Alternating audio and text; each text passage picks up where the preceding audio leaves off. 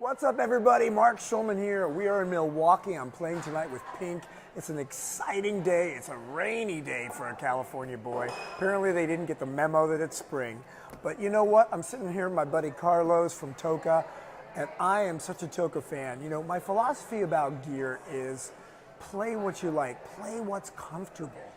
And, you know, it's like food.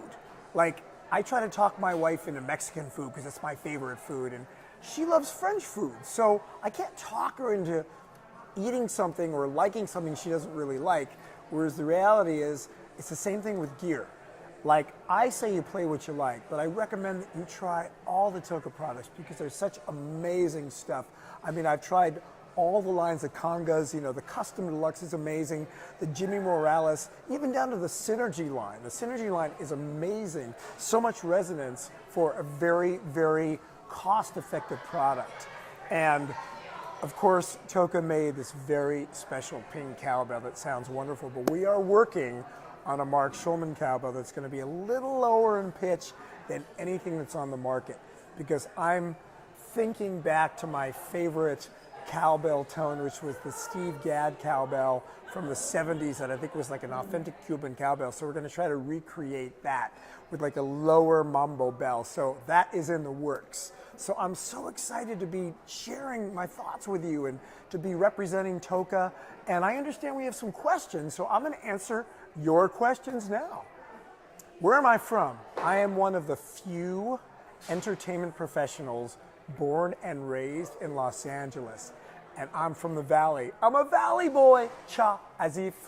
And how I got into music, I believe that music chose me. You know, I saw the Beatles on Ed Sullivan. I was barely 3 years old. I saw John and George and Paul. And then I saw Ringo. And it was like something inside of me just opened up. You know, I was just watching him swish in the cymbals, that big, beautiful nose, that big, beautiful smile. And from that point, I was hooked. It's like drums hooked me. Then I wanted to play drums. I told my mama, Mama, I want to play drums. She says, no, it's too loud. Can't you play a nice instrument like your brother Randy, who plays violin? So I ended up playing cello, but I also played drums. I got a little drum lesson from my cello teacher, who was my godfather. And at 9 years old, my parents could not deny my passion. They bought me my first drum set. But at 5 years old, I sat at a drum set and I could play. I wasn't a prodigy, but I just intuitively knew what to do. So it was just up to me to just nurture and practice. And then I studied with Freddie Gruber, and I studied with Henry Belson, Louis Belson's brother.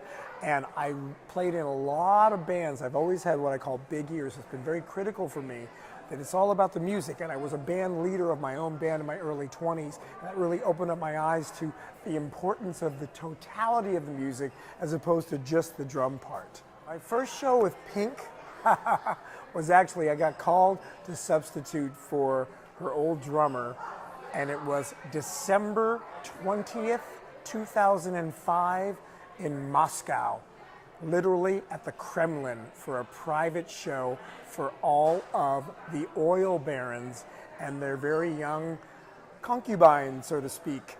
So it was a wild show. We were literally playing in Red Square. And then the following summer, her drummer also couldn't do a couple of weeks of gigs.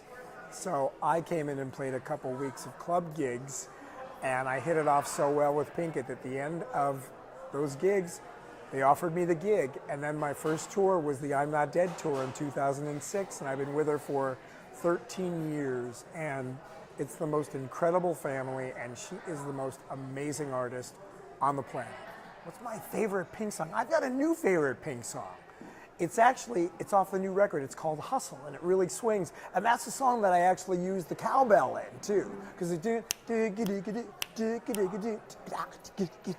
I love, like, swinging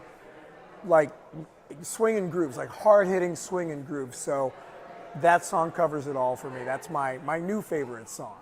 Wow, I signed with Toca years ago. I don't even remember, to be honest with you, but it's been well over 10 years, so it's been a while. Do I have a ritual before I start playing? Yes. Well, I stretch a lot because to me, the amount of calories I burn and the amount of energy I expend, I'm like an athlete. So I don't do anything with sticks. I do all stretching.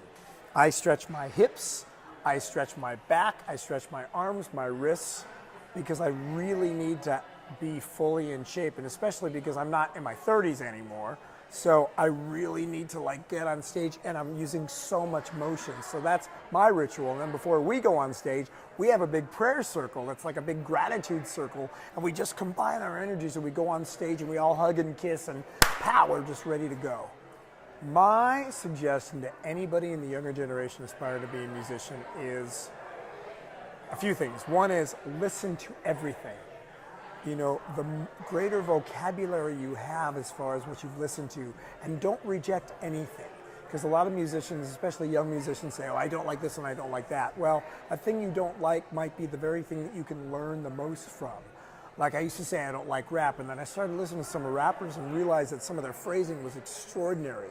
And I listened to all kinds of Latin music, I listened to all kinds of jazz music, I listened to funk, old school R&B, heavy metal, like super, speed death metal.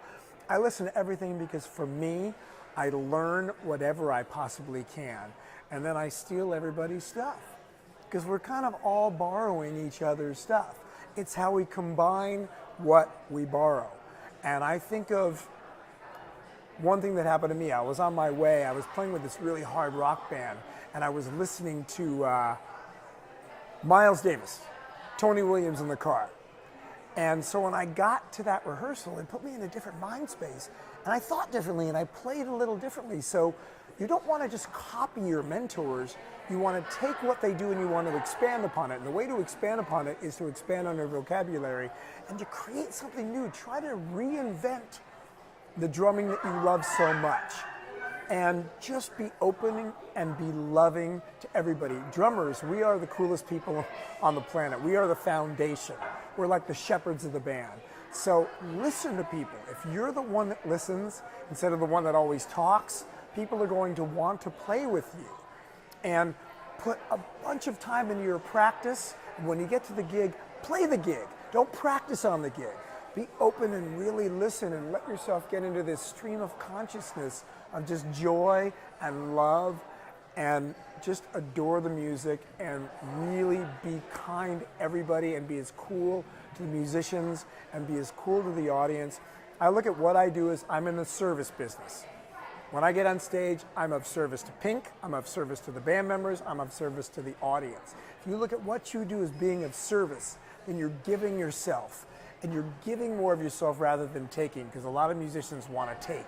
If you're the one that gives, you will work and you will have the best time on the planet. It's so great to share all my thoughts with you. Anybody, if you want to email me, I'm going to give you my personal email address, mark@markschulman.com. I get thousands of emails.